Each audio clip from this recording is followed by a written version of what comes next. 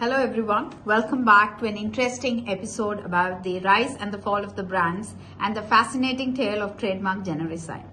So in the world of branding and marketing, trademarks are a powerful tool which is used for businesses to distinguish their products and services from their competitors. Now, trademarks can be right from the form of either the names, logos, slogans, or even sounds, and they play a very critical role in building the brand recognition and also loyalty.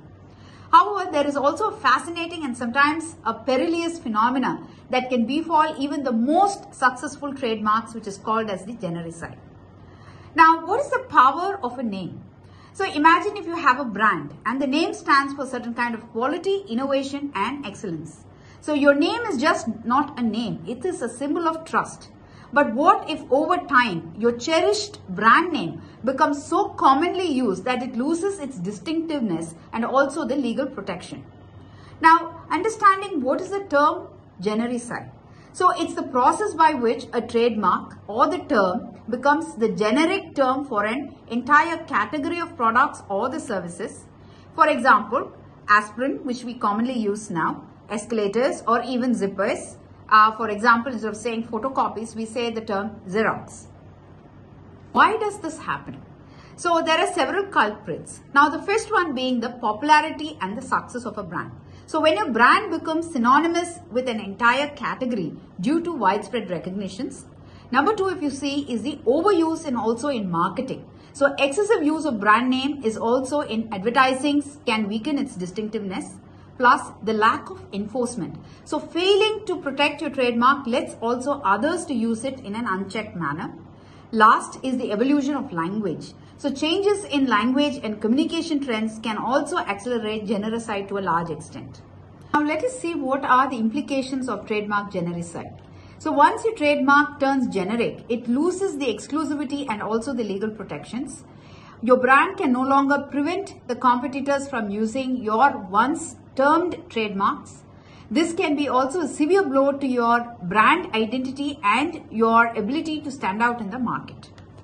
Now, how do we prevent genericide?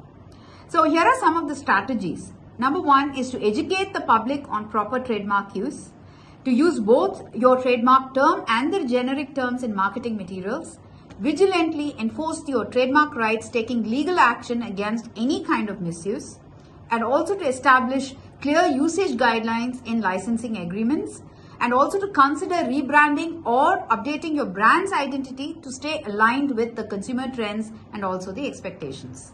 Now, there are some notable examples on this genericide, like I mentioned before.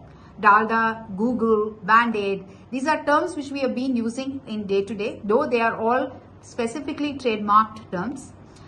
Frisbee is also something, Surf, Fevicol, etc. So to conclude, I would say that trademark genericide is a phenomena that can spell disaster for even the most iconic brands. To safeguard your valuable intellectual property, it is essential to be vigilant and proactive in protecting your trademarks.